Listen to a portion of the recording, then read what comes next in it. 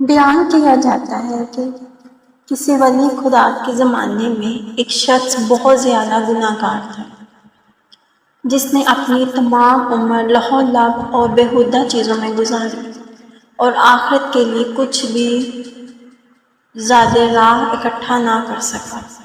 نیک لوگوں نے اس سے دوری اختیار کر لی تھی اور وہ بھی نیک لوگوں سے کوئی سروکار نہیں رکھتا تھا۔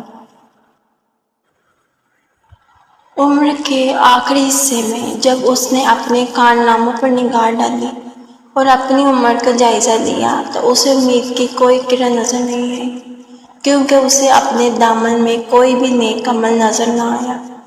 یہ دیکھ کر اس نے ایک ٹھنڈی سانس لی، پھر اس کی آنکھوں سے آنسو بہنے لگے۔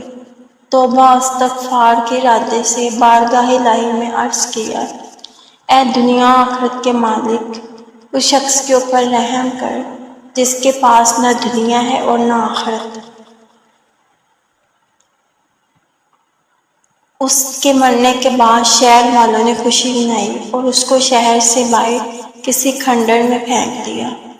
اس موقع پر اس ولی خدا کو ان عالم خواب میں معلوم ہوا کہ اس کو غسل و کفن دو اور متقی پرہیزگار کے قبرستان میں دفن کرو۔ عرض کیا، اے رب عالم، وہ ایک مشہور و معروف گناہ گار بدکار تھا، وہ کس چیز کی وجہ سے تیرے نزدیک عزیز اور محبوب بن گیا اور تیری رحمت اور مغفرت کا حقدار بن گیا؟ جواب آیا، اس نے جب اپنے آپ کو بے یار و مددگار دیکھا تو ہماری بارگاہ میں گڑ گڑایا، ہم نے اس کو اپنی آغوش رحمت میں لے لیا ہے۔ کون ایسا درد مند ہے جس کے درد کا ہم نے علاج نہ کیا ہو؟ وہ کون ایسا حاجت مند ہے جو ہماری بارگاہ میں روئے اور ہم اس کی حاجت پوری نہ کریں؟